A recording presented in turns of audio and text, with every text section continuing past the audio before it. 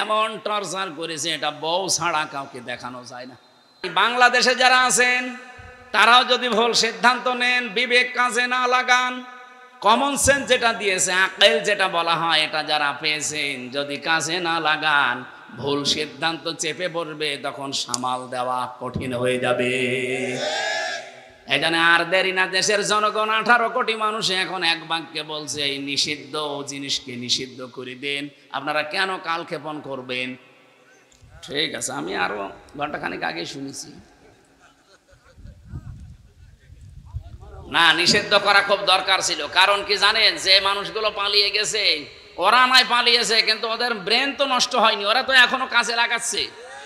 এই যে হাসাও মাহমুদ, এই শয়তানকে বসে আছে বাইরে, যে শয়তান তো যদি মরিয়েও যায় তো ওরে মনে হয় দায়িত্ব দিয়ে গিয়েছে। এরকম হাজার হাজার শয়তান, 4500 শয়তান অলরেডি ভারতে আছে। আমি 5 তারিখের পর থেকে যত দেশে গেলাম, প্রায় দেশে দেখি 2-4 জন শয়তান বসে আছে।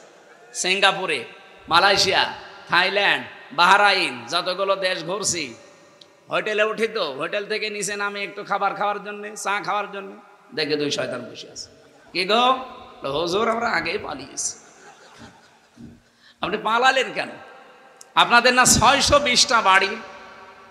হ্যাঁ, আপনাদের না 620টা বাড়ি? একটা বাড়িতে তো এখন থাকতে পারেন না।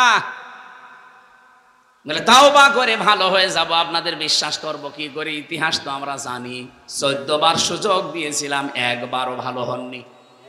আর আল্লাহর ঘোষণা আছে, মানুষ যখন পাপের সীমা ছাড়িয়ে যায়, তখন আল্লাহ তাকে আর ঘুরিয়ে নিয়ে আসার কোনো রাস্তা থাকে না। ফেরাউনও কিন্তু পাপের সীমা যখন ছাড়িয়েছে, তখনও বলেছে আন্নাহু লা ইলাহা ইল্লাল্লাযী আমানাত বিহি বানু ইসরাঈল ওয়া আনা মিনাল মুসলিমিন। আমি তো ঈমান এনেছি বনি ইসরাইল, যার উপর ঈমান এনেছে তার উপরে, আমি তো মুসলমান। ওয়া আনা মিনাল মুসলিমিন, আমি মুসলমান। এরপরও ফেরেশতারা আমারে পানিতে চুবায় আবার তোলে। আল্লাহ ডাক দিলেন, আল ফাকাদ আসাইতা ক্বাবলু ওয়া কুনতা মিনাল মুফসিদিন। এখন এর আগে তুমি বড় স্বৈরাচার ছিলে, সন্ত্রাসী ছিলে, তোমার কারণে আমার বহু বান্দা দুনিয়া থেকে বিদায় নিয়েছে বিনা কারণে। তোমার কারণে হাজার হাজার বান্দা কষ্ট পেয়েছে বিনা কারণে। আজ যদি এই নিষিদ্ধ সংগঠন যেগুলো হয়ে গেছে, এরা যদি মাফ চায়, আপনি মাফ আল্লাহ করছে না, করবেন কি করে বলেন? আল্লাহ মাফ করবে না, কারণ তাদের দ্বারা আয়না ঘর তৈরি হয়ে হাজার হাজার মানুষ 8 দিন 10 দিন না 8 বছর 10 বছর 14 বছর আয়না ঘরে ছিল। এটা এখন বিশ্ব দেখে ফেলেছে। আরে ভাই, আমি নিজেও তো 10 দিন ছিলাম, আমি নিজেও 10 দিন মাটির নিচে ছিলাম। আমি দেখেছি কত ভয়ঙ্কর জায়গা ওটা, পৃথিবীর সাথে পুরা বিচ্ছিন্ন। আমি 5 ওয়াক্ত নামাজের ভেতরে 4 ওয়াক্ত নামাজ জানতাম না যে এখন কয়টা বাজে। শুধু যখন ডিউটি পাল্টায় তো বুঝতাম এখন মনে হয় এই সময়। কারণ যারা আসতো ওরা তো মানুষ না, মানুষ নামের কলঙ্ক। জিজ্ঞাসা করলে মা বাপ তুলে গালি দেয়। আমি বলি যে ভাই একটু নামাজ পড়বো, কয়টা বাজে? এমন এমন অফিসার আমাদের পাহারায় দিত, নামাজের কথা বললেই খেপে যায় যে নামাজ দিয়ে কি হবে? নামাজ দিয়ে যদি কিছু হয় তে মাটির নিচ থেকে তোরে নিয়ে যায় না কেন? কি বলবেন বলেন? এমনি পতন হয়েছে ওদের, আল্লাহর আরশ পর্যন্ত কেঁপে গেছে। 4 ওয়াক্ত নামাজ আমি নিজে বলছি, এই যে কোরআন আমার সামনে, আমি নিজে 4 ওয়াক্ত নামাজ আন্দাজে পড়েছি। আমি জানি না কোন দিকে পশ্চিম, আমি জানি না কোন দিকে কেবলা, কারণ আমার পেছনে হাত হ্যান্ডকাপ দিয়ে বাঁধা, আমার মাজায় দড়ি লাগিয়ে ওরা টাঙিয়ে রাখার চিন্তা করেছিল 11 ঘন্টা।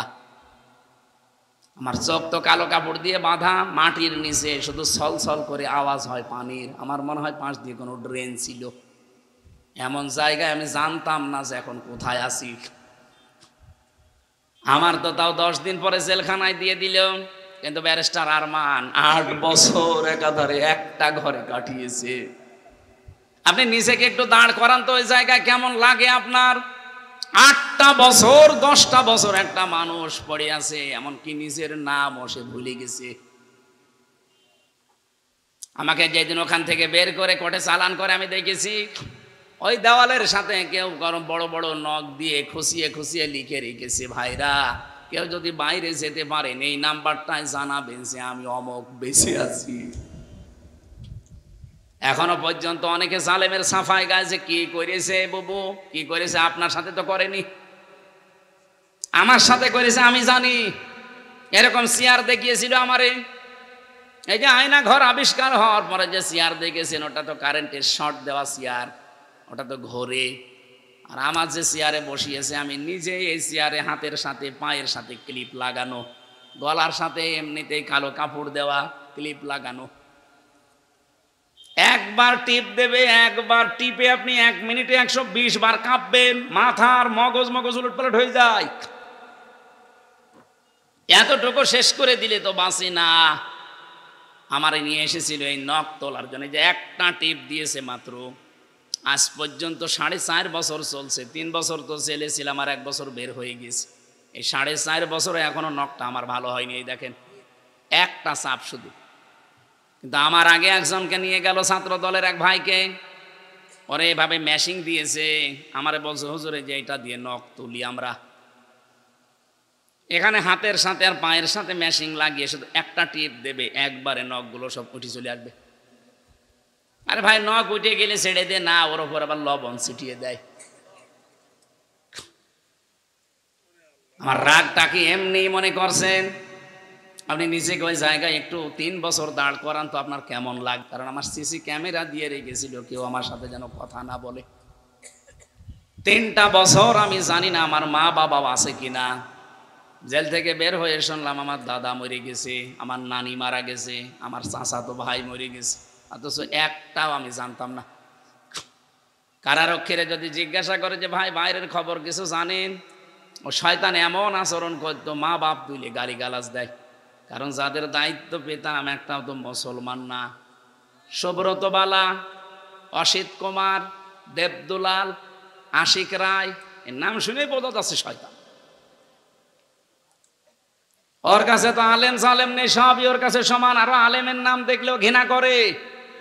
রিমান্ডে আমারে যারা সবচাইতে বেশি অত্যাচার করেছে, আমার মাথার চুল থেকে পায়ের তালু পর্যন্ত 1 ইঞ্চি জায়গা বাকি নেই যেখানে ওরা টর্চার করে নাই।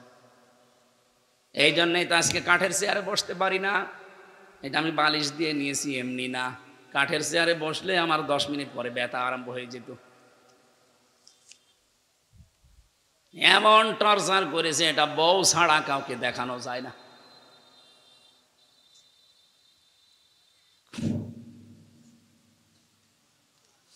আমার ভাইরা, আমি যে কথা আপনাদের শোনাতে চাই, নিষিদ্ধ এমনি এমনি করে না, আর নিষিদ্ধ এমনি এমনি হয়ও না। অনেকগুলো পাপ জমা হয়ে আছে। ফেরাউনকে যেমন আল্লাহ ফেরত আসার আর সুযোগ দেয়নি, ওর পথ যারা স্বৈরাচারী মনোভাব নিয়ে এগিয়ে গিয়েছে তাদেরকেও আল্লাহ আর ফেরত দেবে না। আগামীতে কেউ যদি ওরকম মনোভাব নিয়ে চলেন, 5 বছর পরে দেখবেন আপনার বাড়ি ওই জালেমদের মতো শ্মশান হয়ে গেছে। এই জন্যই তো একজন বলছে ওদেরকে নিষিদ্ধ করার দাবি তুলছে, 2 দিন পদ্ধতি আমাদের তোলে। আপনার এত ভয় কেন? আপনি কি স্বৈরাচার?